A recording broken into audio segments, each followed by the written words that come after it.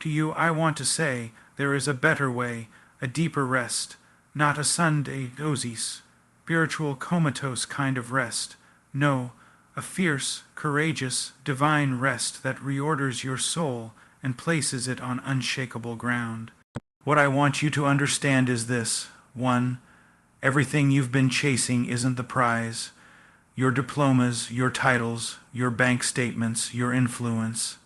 They're not the goal, they're the byproduct. You were not created to chase an ideal and shrink into yourself at the finish line, only to discover it meant nothing.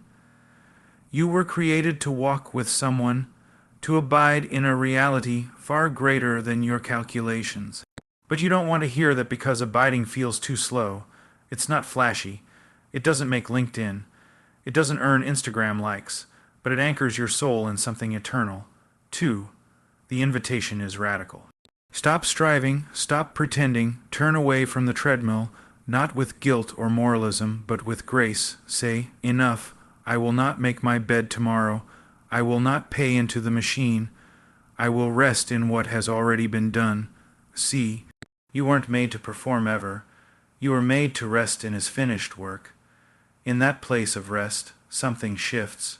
Your heart decompresses, your soul recalibrates, your making, free giving begins. This is not weakness. It is spiritual maturity. 3. All that you truly need will come, not by your striving, but by his sovereign power. Every provision you've demanded you could squeeze out with effort and planning. Relax. Your paycheck, your relationships, your reputation, your health. They're not going to vanish because you're not frenetically pursuing them. That is a lie. They are creatures in his hand, risked only outside of his purpose. Only when you are torn from your need to earn posture will you discover his ways are higher. His timetable is perfect. His abundance knows no scarcity, and his promises, he always keeps them. 4. But, and this is a seasoned but, rest doesn't mean passivity. Rest rooted in fear, driven idleness will burn you. The rest he calls you to is active rest. It is radical, yes, but it is also a surrendered, willing action of the heart. You still work, but your work is no longer an idol, no longer your source, no longer your worth, no longer your identity. You labor with purpose, but not with desperation. It is a labor that sings, not fights. It is work with hands, but faith with the heart. 5. Even in the waiting, he is moving, so you wait. You pray. You hope, but not anxiously. You rest, but not indifferently. You obey, but not manipulatively. You do what's before you today, not as a tool for tomorrow, but as a gift given in faith. Trust that when you look back years from now, you'll see the slow accumulations, the people you loved when nobody was around, the character shaped when nobody noticed, the trust deepened when nobody cheered. That is the hidden work that carries you into every open door, every simple grace, every miracle. Do you feel the tension in your chest as you read this? I want you to feel it. You're at a crossroads. You can keep running sideways, wearing yourself out, chasing dividends of the world's economy of hustle. Or you can stand your ground and refuse to play by those rules. You can push back on the fear driving you. You can take a step off the treadmill and onto a rock, solid foundation. You are not your own. You were bought at a cost, an unthinkable, indescribable suffering not of your making, and that suffering guarantees that he will finish the work he started in you. You don't get to skip the suffering or avoid the vulnerability, but you can choose rest in it. You can say, here is my fear. Here is my addiction to being enough. Here is my need to control. Lord, I'll turn it over to you. And in that turning, you'll find yourself standing in a peace that surpasses understanding. Now, I know somebody reading this. Maybe you feel like you cannot step away. You're stuck. You have people depending on you. You have deadlines that will ruin you if missed. You have scars, financial pressure, obligations you can't escape. You've been propped up by sleeping pills and caffeine and the adrenaline of an adrenaline-chasing society. I get it, but let me tell you, His grace is sufficient in your weakness. You do not have to pretend. Let your success stories be in how you let go and trusted, not in how much you controlled. Let your victory songs be about surrender, not power plays. Let your highest climb be not in a promotion, but in the humility of saying, I trust you more than I trust my performance. The road is long, it is perilous, but it is not about you, it is about Him. If everything in your palm burned tomorrow, you have not lost anything that wasn't entrusted to you. You've merely been freed from a weight you were never meant to carry. So rest, relax, stop pulling the sun across the sky. Lay your yoke down, take up the true yoke. It is easy, it is light. It binds not your flesh, but your heart to the only one who can carry you through. That is the posture of the victorious. That is the posture of the wise. That is the posture of the redeemed. Relax, my friend, everything will come to you. Not because you scrambled for it, but because He graciously set His heart on you. And His word, immutable, unbreakable, eternal, will not return to Him void. In His timing, in His way, beyond your best expectations, He will come through.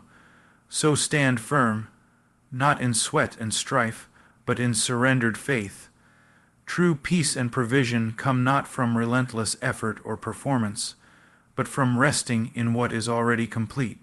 Stop trying to earn or control what is ultimately out of your hands. Everything you truly need will come, not by your own push or anxiety, but by sovereign design. Trust that even in silence or waiting, divine purposes are unfolding.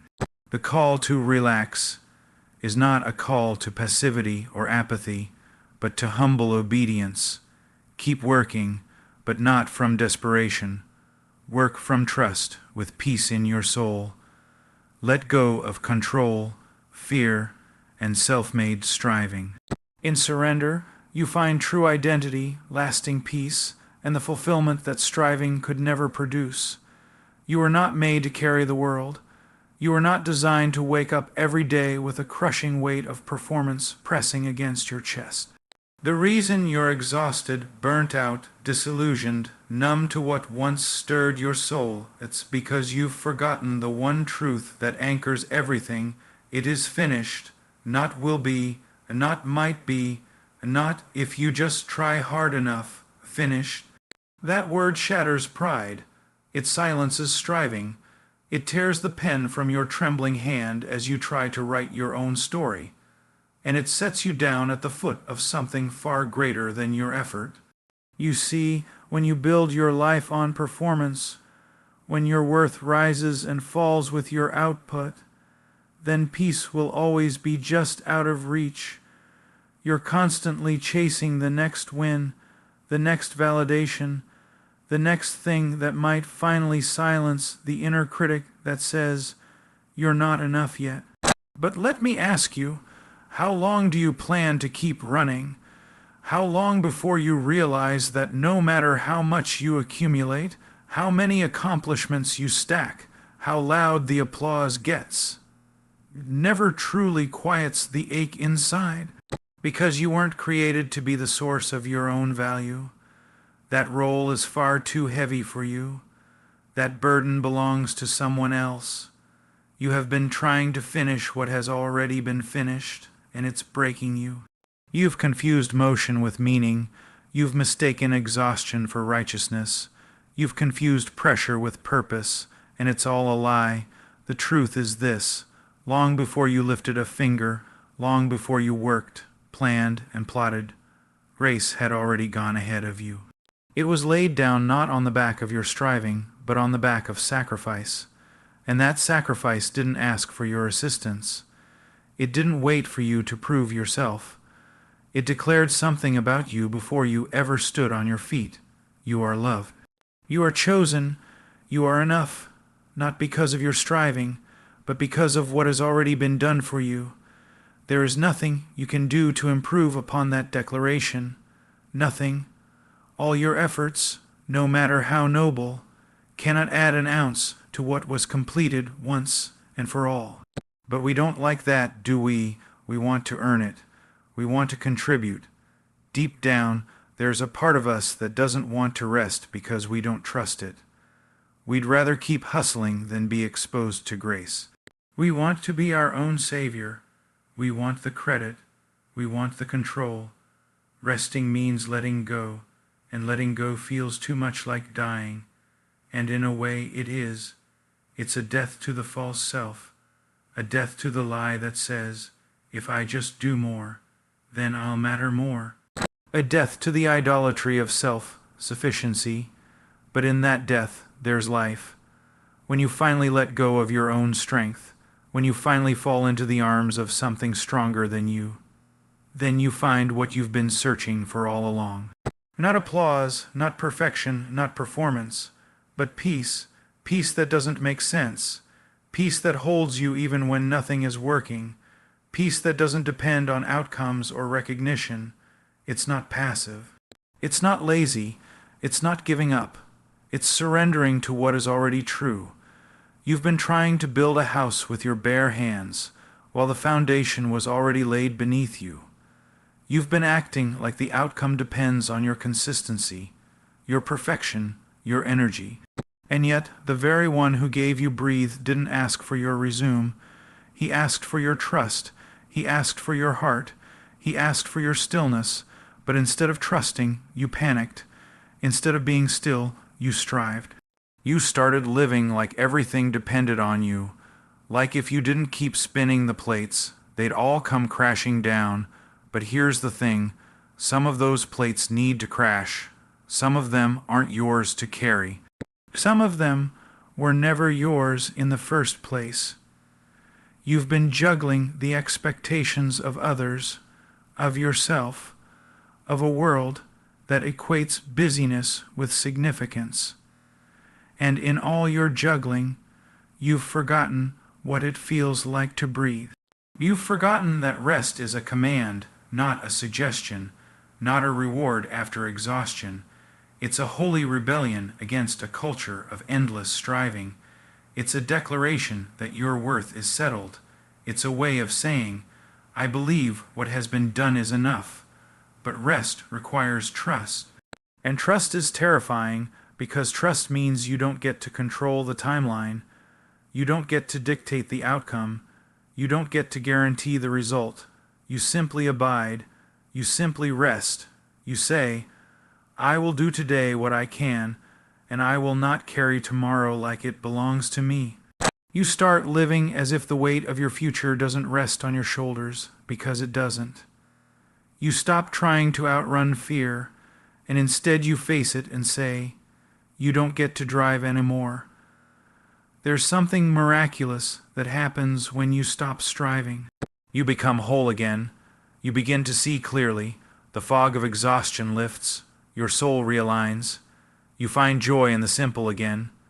You begin to work, not to earn your value, but to express the value you already have. You no longer chase approval like a starving dog. You live from a place of security. Your work becomes worship. Your waiting becomes trust. Your obedience becomes delight. But don't misunderstand me. This isn't about complacency. This isn't about abandoning responsibility. This isn't a license for passivity. It's about realignment. It's about doing what's yours to do and letting go of what never was. It's about rejecting the lie that more hustle equals more holiness. It's about understanding that the most fruitful life is the one rooted, not restless. The one that knows when to move and when to be still, when to speak and when to be silent, when to act and when to wait. The world will not applaud your rest. It will call you lazy. It will say you're falling behind. It will tempt you to explain yourself, to justify why you're not producing more, achieving more, proving more. But you don't owe the world an explanation. You owe your soul rest, because you can gain the whole world and lose yourself in the process. You can build an empire and be empty inside. You can be admired by everyone and still not know peace. That's not success, that's tragedy, so let go of the white-knuckled grip. Open your hands, breathe deep. You don't have to run the race with a limp soul. You don't have to fake strength you don't have. You don't have to pretend everything is okay when you're crumbling inside. The invitation is still open. Come, all you who are weary, not those who have it together, not those who have a 5-year plan, not those who post the perfect highlight reel. No, the weary, the burn, doubt, the anxious, the ones who have tried to carry what they were never meant to carry. He says, come, not try harder, not prove more, just come. Come with your mess, come with your fears, come with your unfinished goals and your broken plans, come with your disappointment and your regret, come and find rest for your soul, come and discover that everything you've been trying to earn is already yours. Come and learn that the striving can stop because the love doesn't. That's the secret. When you rest in what's already been done, you stop living like an orphan. You stop scrambling for scraps. You stop begging for worth. You stop building towers to the sky, and instead you start planting your feet on holy ground. You start receiving, not demanding, not controlling, just receiving, and the joy of that kind of life, well, it can't be faked. It can't be manufactured. It can't be bought. It only comes when you cease striving. You don't need another motivational quote. You don't need another podcast telling you to wake up earlier and hustle harder. You need to be told the truth. You are not your output. You are not your perfection. You are not your performance. You are a person deeply loved, already accepted, already held, already called. Finish line isn't something you reach through effort. It's something you wake up to when you realize it's already behind you. Yes, keep showing up. Keep doing the work that is yours. But do it from rest, not for rest. Do it from identity, not for identity. Do it from grace, not for approval. And when you forget, as we all do, when you find yourself tangled up in the lies again, trying to prove yourself, trying to earn what's already yours, pause. Remember, breathe, return. You don't have to strive anymore. It is finished. Let that be enough. Let that hold you. Let that change everything. You have been taught, conditioned, even discipled to believe that delay means denial. That if it hasn't happened yet, it won't. That if the door hasn't opened, you've been forgotten. And so you walk around with anxiety like a second skin, gripping timelines in one hand and panic in the other, trying to make things move faster, trying to make things make sense. You want the outcome now. You want the resolution now. You want the fruit before the seed has even taken root. But the truth is, waiting is not wasted, and silence is not absence. The one who began the good work is not delayed like men are delayed.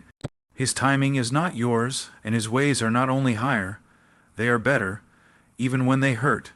You see, you are operating within seconds, minutes, deadlines, and pressure. He is operating from eternity. The one who sees the end from the beginning does not tremble when you miss your milestone. He does not fret when you fall behind your 5-year plan. You treat him like a clock, and he is not a clock. He is the author, and authors don't rush the story because the reader is impatient. They write each line with purpose, with precision, with care. Every page matters, even the chapters you don't understand. Even the ones that feel like they're dragging on too long. Even the chapters where everything is falling apart. Especially those. Some of you are in a season right now where it feels like everything is on hold. You've prayed and you've waited. You've worked and you've watched. You've done everything you know how to do, and still nothing has changed. You feel stuck. You feel unseen. You feel forgotten. But let me tell you something with absolute clarity. You are not forgotten. You are being formed in the unseen, in the silence, in the frustration. He is shaping you. He is strengthening your roots so your fruit can last. He is pruning you so that you can bear more, not less. He is withholding something you think you need now so you can become someone who can carry what's coming later. But that formation process is slow, agonizingly slow, because you're used to quick fixes. You want breakthroughs delivered like packages. You want growth without pain. You want depth without digging. But God does not build like that. He does not microwave character. He cultivates it, and cultivation takes time. Ask the oak tree how long it took to reach the sky. Ask the diamond how long it sat under pressure before it was revealed. Ask the saint how many silent nights they had to endure before they saw the morning. The process is the point. The waiting isn't a detour, it's part of the design. And what you call delay, he calls development. Right now, he is developing trust in you, not trust in results, not trust in circumstances, but trust in him. The kind of trust that can say, even when I don't see it, I believe it. Even when I don't feel it, I know you're working. Even when nothing adds up, I'm not moving unless you lead. That's not naive. That's faith, and faith is not proven on the mountaintop. Faith is forged in the valley. So many people are quick to say they trust God when things are working. But what happens when nothing is working? What happens when the door stays closed? What happens when the report doesn't change, when the person doesn't return, when the miracle doesn't come in the way you expected? That's when trust is tested. That's when it's purified. That's when it goes from words to reality. And that's when you begin to see that his timing is not late. It's surgical. He's not waiting because he's unsure. He's waiting because he's wise. There are things you've been asking for, crying for, yearning for, and the answer is not no. It's not yet. Because if he gave it to you now, it would destroy you. You're asking for platform, but your character is not ready to carry that kind of influence.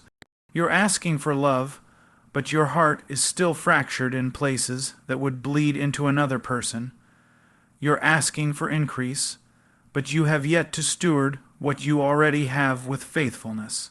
He withholds not to punish, but to protect, and that's love.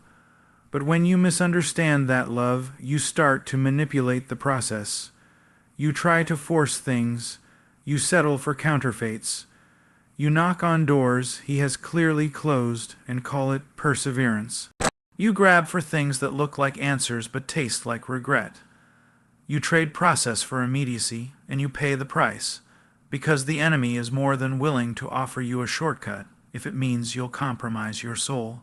He'll hand you a crown without a cross, a stage without surrender, success without sanctification, and it will all look good for a moment, but it will rot in your hands because it wasn't time. You weren't ready. You skipped the furnace, and now you have no fire.